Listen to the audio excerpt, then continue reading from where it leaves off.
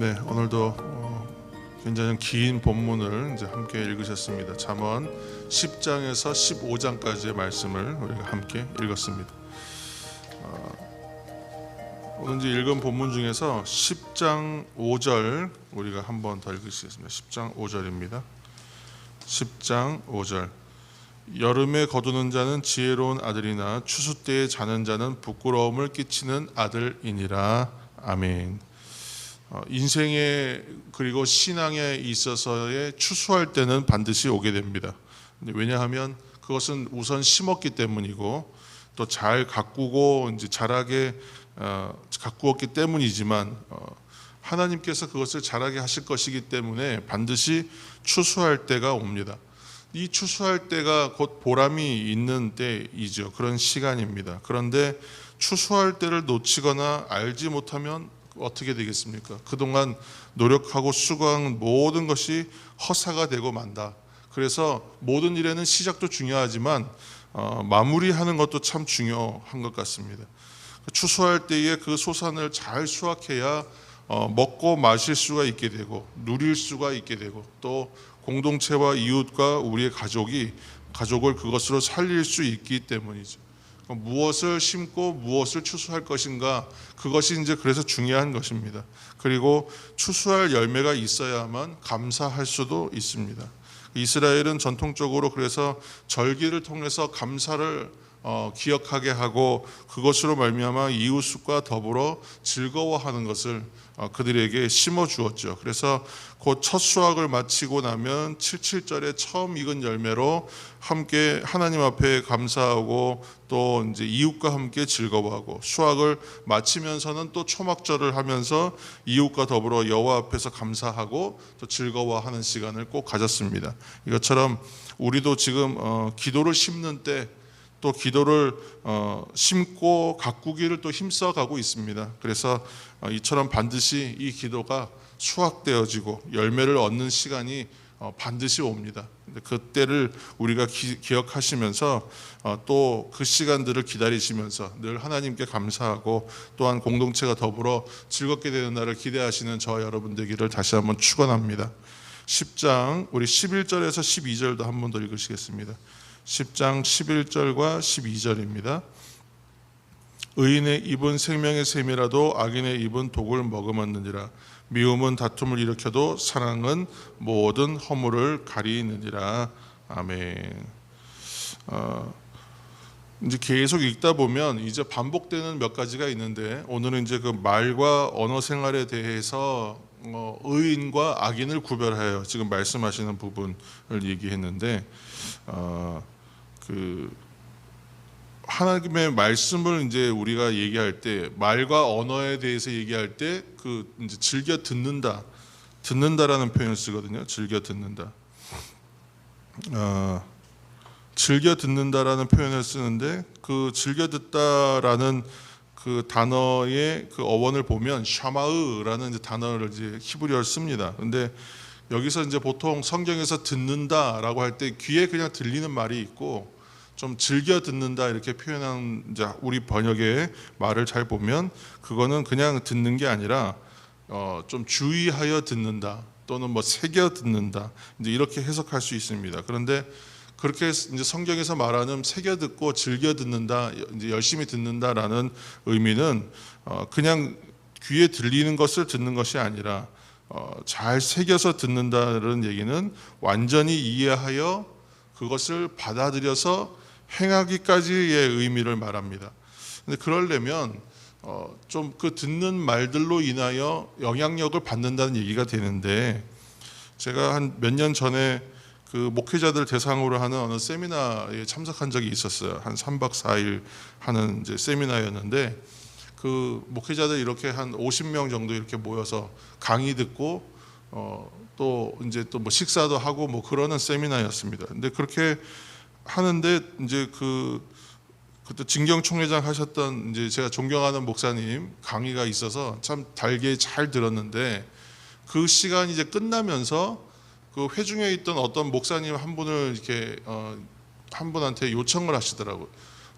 오늘 이 강의의 마침 기도는 누구누구 목사님께서 기도해 주십시오. 그랬어요. 그래서 그냥 누가 이제 한 분이 일어나서 기도하시더란 말이죠. 그래서 이렇게 기도하시나 보다 했어요.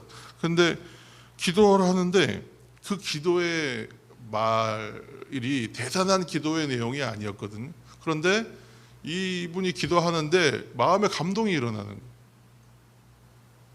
그냥 평상적인 언어를 쓰시는 것 같은데 마음의 감동이 있더란 말이에요. 지금도 그게 참 그 감동이 있어요. 그 생각이.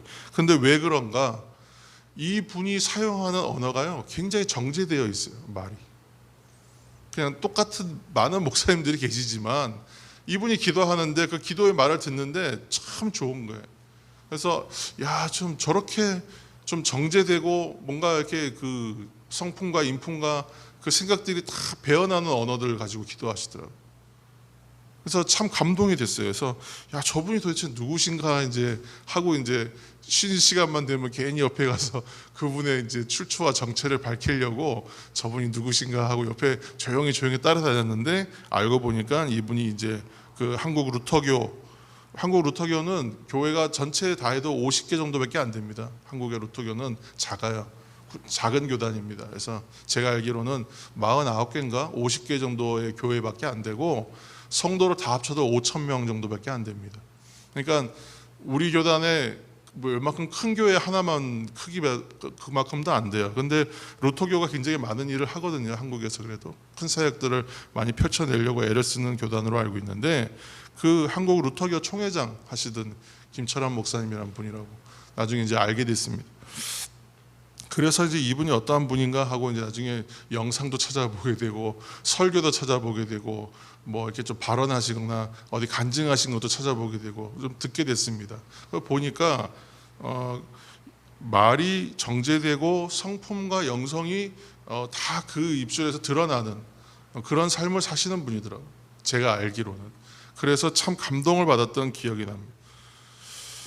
사람이 말이 정제되고 그의 성품과 영성이 녹아나오는 말들은 수년이 지나서도 누군가에게 감동을 주고 그것이 선한 영향력으로 남아있는 것을 보게 됩니다. 그런데 그저 말씀에 나오는 것처럼 오늘 이제 여러 표현들이 나오는데 입술을 벌려서 큰 소리 내는 것이 결코 사람을 살리는 말은 아니더라는 것이죠. 모든 말들이. 그래서 어떤 말들은 상처를 주기도 하고 어떤 말들은 공동체를 해치기도 하는 것이다. 그래서 참 보면 말씀을 참 잘하시는 분들이 많습니다. 말을 참 잘해요. 저도 어린 시절부터 말을 곧잘 한다는 칭찬 들으면 자랐지만 그런데 그 수많은 말들이 다 살리는 말들이었냐? 그 말들이 다 쓸만한 말들이었냐? 결코 그렇지 않잖아요. 그것처럼 말을 잘한다 한들 그것이 살리는 언어가 되기 위해서는 자기 안에서의 우러나오는 생명의 언어들을 사용해야 그것이 가능해지죠. 왜냐하면 사람의 말이라는 것이 입에서 출발해서 상대방의 귀에 도착해서 그것이 어디에 종착을 이루냐면 가슴에 도착한다고 합니다. 그래서 생명의 언어는 그 중심에 감동을 준다는 거예요. 그래서 위로가 되기도 하고 생명이 되기도 합니다. 그렇지만 그렇지 못한 이야기는 뭐가 되냐면 거대한 증오와 미움과 같은 사망의 나무가 되고 만다. 어느 책의 표현에 보면 말이라는 것이 입에서 태어나서 가슴에 뿌리 내리는 감정의 씨앗이다. 그런 표현을 제가 본 적이 있습니다. 그것처럼 오늘도 우리가 참 많은 말들을 쏟아내는 여러분 하루가 되실 것입니다. 근데 이 한 입이 생명의 샘이 될 수도 있고 또한 독이 될 수도 있고 또는 증오와 미움의 씨앗이 될 수도 있습니다. 이 새벽을 통해서 기도의 말과 살리는 말과 지혜의 말로 우리 입술을 가득 채우셔서 이 하루를 시작하시는 새벽의 성도 여러분 다 되시기를 예수님의 이름으로 축원합니다. 오늘 하루도 사람을 살리는 말, 사람을 감동시키는 말을 전하는 의인의 하루를 또한 기쁨으로 살아내시기를 다시 한번 예수님의 이름으로 축복합니다. 함께 이 시간 기도하며 나아가겠습니다. 오늘은 함께 기도하실 때에 하나님 나에게 생명의 말, 살리는 말, 위로의 말, 감동의 말을 전할 수 있는 입술 되게 하여 주옵소서. 기도의 말들을 또한 심어가고 있습니다. 반드시 추수할 때가 있을 것입니다.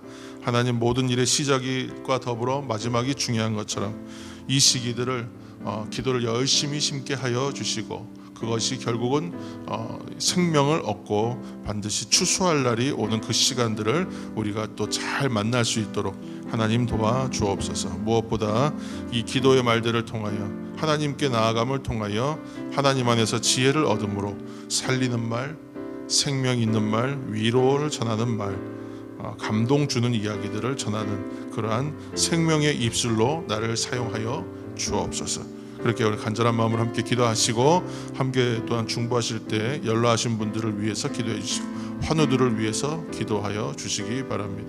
함께 이 시간 간절한 마음으로 통성으로 기도하며 나아가겠습니다.